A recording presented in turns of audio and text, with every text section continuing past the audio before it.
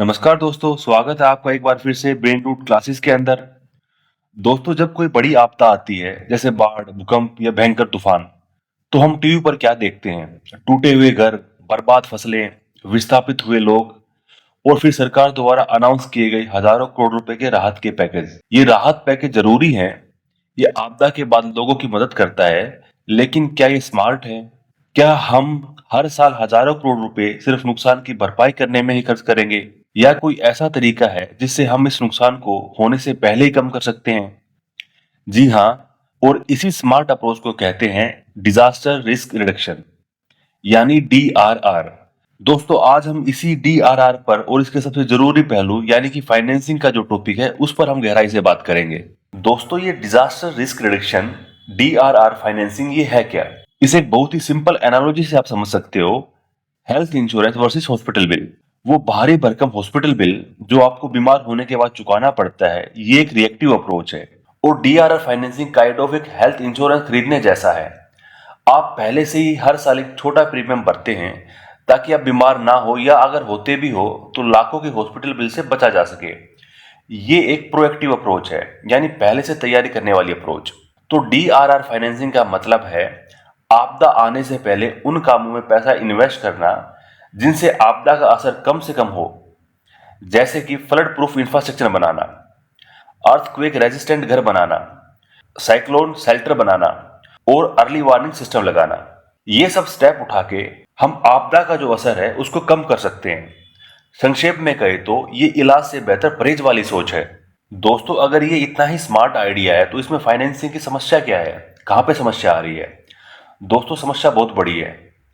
United Nations office for disaster risk reduction यानी कि यूएनडीआरआर की 2025 में एक रिपोर्ट आती है जिसका टाइटल है रेजिलियंस पेज।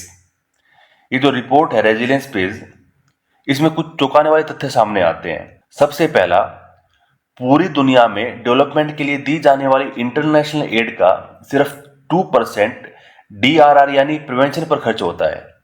98% पैसा आज भी आपदा आने के बाद रिलीफ पर खर्च होता है। और दूसरा, इस रिपोर्ट के अंदर बताया गया आपदाएं अब पहले से कहीं ज्यादा महंगी साबित हो रही हैं। पिछले 20 सालों में डिजास्टर से होने वाले आर्थिक नुकसान दोगुने हो गए हैं। और तीसरा, इस रिपोर्ट के अंदर बताया गया विकासशील और गरीब देश सबसे ज्यादा खतरे में हैं। 2023 तक सिर्फ 49% गरीब देशों के पास ही multi hazard early warning system थे। इंडियाज मॉडल एक ग्लोबल एग्जाम्पल। दोस्तों, इन ग्लोबल चैलेंजेस के बीच भारत दुनिया के सामने डीआरआर फाइनेंसिंग का एक बहुत ही स्ट्रक्चर्ड और सक्सेसफुल मॉडल पेश कर रहा है। हमारा सिस्टम रैंडम रिलीफ पैकेज पर नहीं बल्कि एक मजबूत कानूनी ढांचे पर चलता है, जो कि है डिजास्टर मैनेजमेंट एक्ट 2005। इसके अलावा भारत ने 15 फाइनेंस कमीशन के तहत 2021 से 2026 के लिए डीआरआर पर खर्च करने के लिए 2,32,000 करोड़ रुपए अलोकेट किए हैं। ये कोई छोटी मोटी रकम नहीं है। भारत के डीआरआर फाइनेंसिंग मॉडल के 4 सिद्धांत हैं। सबसे पहला है डेडिकेटेड विंडो। हमने प्रिवेंशन, मिटिगेशन, रिलीफ और रिकवरी चारों कामों के लिए अलग अलग फंड की व्यवस्था की है। उसके अलावा पीपल फर्स्ट अप्रोच, हमारा फोकस सबसे कमजोर और वल्नरेबल कम्युनिटीज पर होता है। उसके अलावा फंड्स एट ऑल लेवल, पैसा सिर्फ केंद्र सरकार के पास नहीं बल्कि राज्य और जिला स्तर तक उपलब्ध रहता है ताकि लोकल लेवल पर तुरंत एक्शन लिया जा सके। उसके अलावा आता है ट्रांसपेरेंसी। दोस्तों, ये सारा खर्चा जो है ट्रांसपेरेंट और मेजरेबल होता है, इसको हम मेजर कर सकते हैं। तो दोस्तों, पूरी दुनिया भारत के मॉडल से और अपने एक्सपीरियंसेस से क्या सीख सकती है? आगे का रास्ता क्या है? सबसे पहला है रेगुलेटरी रिफॉर्म्स।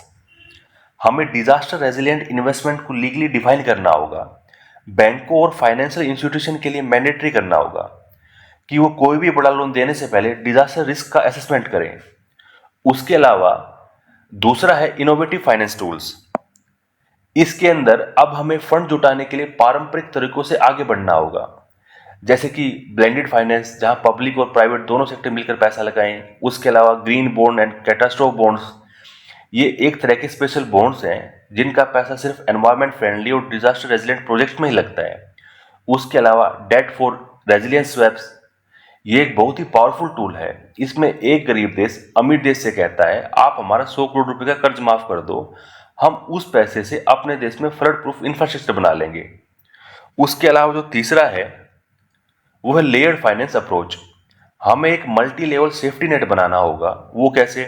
छोटी मोटी आपदाओं के लिए लोकल और नेशनल इमरजेंसी फंड, उसके अलावा बड़ी आपदाओं के लिए नेशनल बजट और इंश्योरेंस स्कीम्स, और बहुत ही भयंकर महा आपदाओं के लिए इंटरनेशनल एड और कैटास्ट्रोफ बॉन्ड जैसे टूल हमें अपनाने होंगे।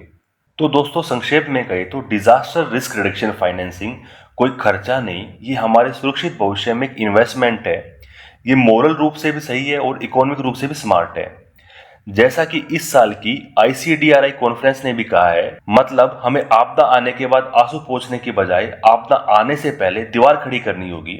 और इस दीवार को खड़ा करने के लिए जो सीमेंट, ईंट और मजबूती चाहिए, वो मजबूती हमें देगी DRR फाइनेंसिंग। बेहतर फाइनेंसिंग, बेहतर पॉलिसीज और ग्लोबल कोऑपरेशन के साथ हम अपनी कम्युनिटीज को रेजिलिएंट, सेफ और सस्टेनेबल बना सकते हैं। तो दोस्तों, यहाँ पे हमारा टॉपिक कंप्लीट होता है। अगर आपको ये टॉपिक अच्छा लगा हो तो कमेंट कर जरूर बताएं, अपने दोस्तों के साथ शेयर करें और बेल आइकन को दबाना ना भूलें, ताकि हर नए लेक्चर की नोटिफिकेशन आपको टाइम पर मिलती रहे। मिलते हैं अगले वीडियो में, तब तक के लिए धन्यवाद।